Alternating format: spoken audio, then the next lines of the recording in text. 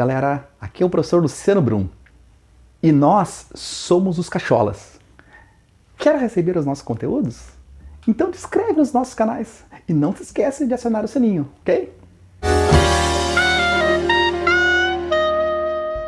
Olá galera, e a nossa aula de hoje é referente a semelhanças. Quantos de vocês numa aula ou até mesmo numa leitura em exercícios de matemática não se deparou com a palavra ou com o termo semelhança de triângulos? Pois então, hoje nós vamos ver o que seria semelhança não somente de triângulos, mas uma semelhança de modo geral, uma semelhança em se tratar de geometria. Então, o que seria uma semelhança na geometria? É toda figura ou objeto que tem a mesma forma ou formato. É como se fosse feito uma redução ou até mesmo uma ampliação desses dois ou até mais objetos. E claro, nós poderíamos ter ainda como sendo congruentes essas figuras. Entre as figuras geométricas planas, nós temos que as que são sempre semelhantes, o círculo. Todos os círculos são semelhantes.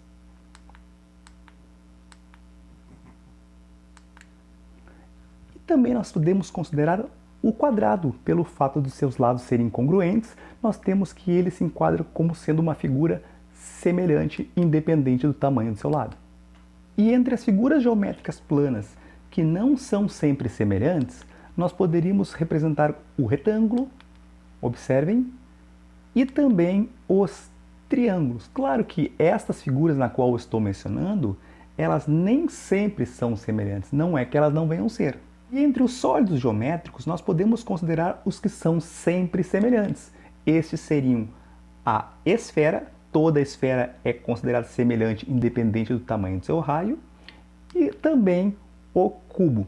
E entre os sólidos que nem sempre são semelhantes, nós temos os cones e também os paralelepípedos. E agora eu peguei um exemplo de uma garrafa de refrigerante. Vou fazer algumas mudanças para vocês verem como seria uma figura ou um objeto vir a ser semelhante ao outro. Observem a mudança na qual eu fiz. Mudei, no caso, uma dimensão. Fiz uma mudança de modo a não ficar uma proporcionalidade. Então essas duas garrafas não são semelhantes. A minha segunda mudança, eu mudei novamente uma única dimensão. Mexi na altura dessa garrafa, então não mexi na sua largura, então ela não é uma figura ou um objeto semelhante. E a minha terceira mudança, observem, foi de maneira proporcional, então eu posso dizer que essas duas garrafas, elas são semelhantes. Logo, o símbolo para uma semelhança de duas figuras seria este. E agora vamos a um exemplo de um cubo. Vou pegar um cubo e vou fazer uma ampliação deste cubo. Observem que eu tenho dois cubos e eu fiz uma ampliação e vou atribuir valores numéricos. A este meu cubo menor, eu vou dizer que os lados deste valem 2 unidades de comprimento. E o meu cubo maior, eu digo que vale 4. Então já dá para perceber que eu dobrei as dimensões desse cubo. E se eu quero fazer uma razão entre os comprimentos, eu teria o lado do cubo menor dividido pelo lado do cubo maior. Atribuindo valores numéricos, eu teria 2/4. Simplificando, eu teria 1/2. Então, este valor 1/2 significa dizer que para cada uma unidade de comprimento deste meu cubo menor, o cubo maior é 2 vezes o determinado valor. Ou seja, a este valor eu vou chamar de K, ou seja, constante de proporcionalidade.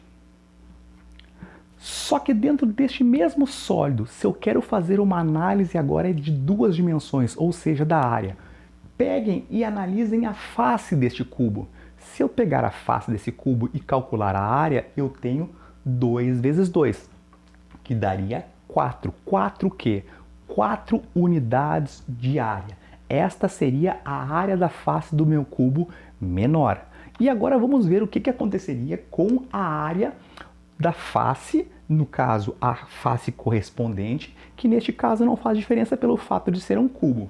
Quanto seria a área desta face? 4 por 4, que daria 16. 16 unidades de área. Porém, se vocês forem fazer a análise do que aconteceu com o comprimento, a pessoa vai dizer assim, o comprimento eu dobrei as dimensões, só que não está acontecendo a mesma coisa com a área, ok? Vamos agora fazer a análise dos volumes desses dois sólidos.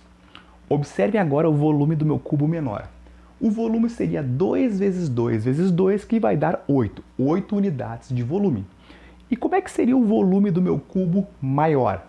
4 vezes 4 vezes 4, que vai vir a dar 64 unidades de volume.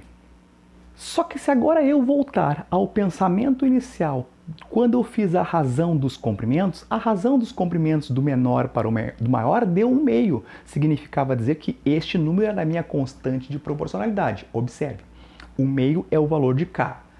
Porém, agora, se eu for analisar a razão entre as áreas, no caso do menor para maior, eu achei a área da face como sendo 4 e a outra área como sendo 16. 4 16 avos, se eu simplificar, eu vou obter 1/4. Observem que não é a mesma constante de proporcionalidade. Porém, este 1/4, se eu comparar com a constante de proporcionalidade, que no caso ela foi gerada através da razão dos comprimentos, é exatamente o mesmo valor ao quadrado.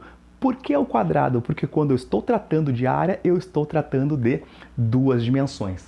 Então, a razão entre as áreas é o quadrado da constante K de proporcionalidade. E o nosso pensamento agora para o volume, se eu pegar o volume do sólido menor para o volume do sólido maior, eu obtive 8,64. Então eu obtenho 8,64 avos. Se eu fizer, no caso, a simplificação, eu vou obter 1/8. Notem que não deu a mesma constante K, a constante de proporcionalidade. Então a razão entre os volumes não deu o mesmo valor da razão entre as áreas e não deu o mesmo valor da razão entre os comprimentos, mas eu consigo observar que deu exatamente o valor da razão entre os comprimentos, que é a constante K, elevado ao cubo. Por que elevado ao cubo? Porque em se tratar de volume eu estou tratando de 3 dimensões. Então eu posso dizer que a razão entre os volumes nada mais é do que K ao cubo. E esta é a barbada da aula de hoje. E até o nosso próximo encontro.